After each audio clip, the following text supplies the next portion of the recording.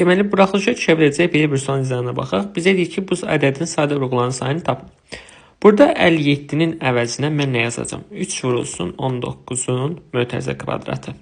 Üstə gəlinsin. 38-in əvəzinə isə yazacağım 2 vurulsun 19-un mötərizə kvadratı. Bu bizə nə verir? 3-ün kvadratı vurulsun 19-un kvadratı üstə gəlinsin. Bu isə bizə verəcək 2-in kvadratı vurulsun 19-un kvadratı. Burada ortaq vuruq nə görürük? 19-un kvadratı. Gəlin çıxardaq mötərizə xaricinə. Onda yerdə nə qalır? 3-ün kvadratı üstə gəlinsin 2-nin kvadratı. Bu bərabər olacaq. 19-un kvadratı vurulsun. 3-ün kvadratı 9 eləyir. 2-nin kvadratı 4 eləyir. Toplasam 13. Deməli, nə alınır? Yekunda 19-un kvadratı vurulsun 13.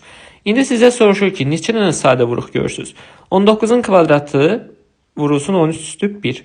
Sadə vuruqların sayını tapanda bunları toplayırsınız. 2 üstə 1 gəlsəz 3 deməli cavab olur D variantı.